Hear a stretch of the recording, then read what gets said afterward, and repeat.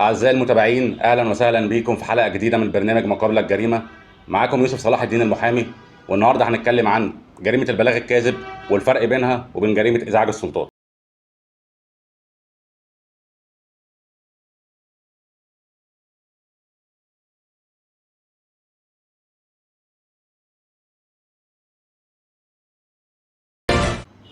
يعني إيه جريمة بلاغ كاذب؟ دلوقتي كل متهم بياخد براءة في إيصال أمانة أو تبديد قايمة منقولات بيروح يرفع جنحة بلاغ كاذب ضد المجني عليه، ويقول إن القضية دي كانت كيدية ومتلفقة لي، وبينسى إن أكبر مشكلة بتواجهه إنه بيقع عليه هو عبء الإثبات. عشان كده جريمة البلاغ الكاذب من أصعب الجرائم في إثباتها على المحامي، ومن أصعب أحكام الإدانة على المحكمة، فغالبا ما تنتهي بالبراءة. كمان لازم الناس تبقى عارفة كويس قوي إن عقوبة الحبس المنصوص عليها في مواد الاتهام المواد 303 و 305 اتلغت من قانون العقوبات من العام 2006، وبقت بس العقوبة الغرامة من 7500 جنيه إلى 22500 جنيه. طب إمتى تقدر ترفع جنحة بلاغ كاذب وتبقى واثق من حكم بالإدانة على المتهم؟ أولاً، لو أنت كنت متهم في قضية وقضي فيها بالبراءة وذكر صراحة في حيثيات الحكم ببراءة المتهم لكيدية الاتهام وتلفيقه، أو الحكم يشير إلى كذب ادعاء المجني عليه أو تعمده التدليس على المحكمة، في الحالات دي بس بتاخد صورة رسمية من الحكم بتاع البراءة وبترفع جنحة مباشرة بلاغ كاذب، لأن المشرع هنا اشترط صراحة على ضرورة توافر القصد الجنائي في جريمة البلاغ الكاذب، يعني تعمد إخبار إحدى السلطات العامة كاذبا ما يتضمن إسناد فعل معاقب عليه إلى شخص معين بنية الإضرار به. يعني إيه الكلام ده؟ يعني أنت بتعمل محضر ضد واحد أو بلاغ، البلاغ دوت مضمونه لو طلع حقيقي هو هيتعاقب عليه بالحبس.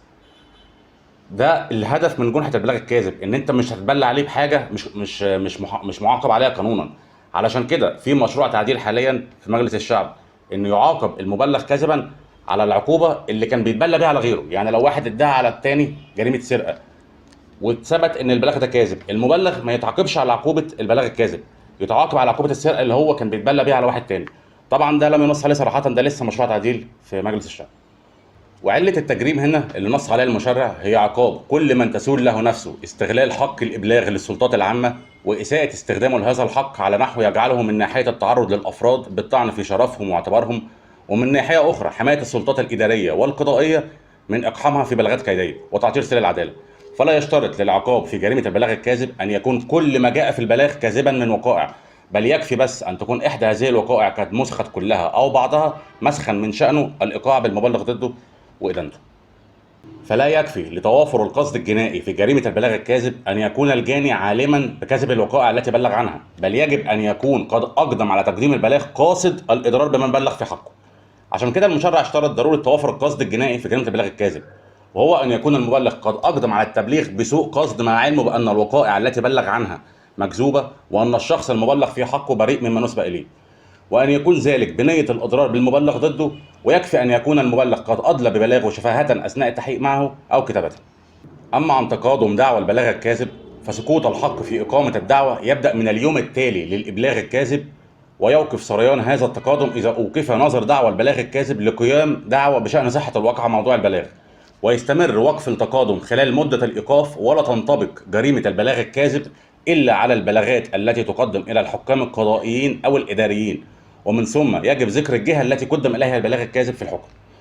الخلاصة إن أنت اللي منوط بيك إثبات كذب المبلغ وسوء قصده، ولا تقتصر على حكم البراءة الصادر لصالحك، فقد يكون قد قضي بالبراءة لأي سبب آخر غير كذب المبلغ وسوء قصده.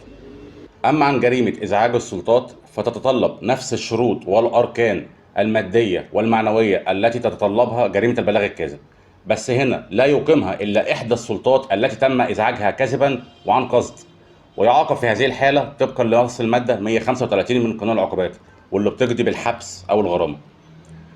وأخيرا بنأكد إن الهدف من برنامجنا هو نشر الثقافة والتوعية القانونية البسيطة للمواطنين، بس المرة دي بنحذرهم قبل ما يتهموا حد بجريمة. وفي النهاية أنا بشكر حضراتكم جدا على المتابعة، وانتظرونا قريبا في حلقة جديدة من برنامج ما قبل الجريمة.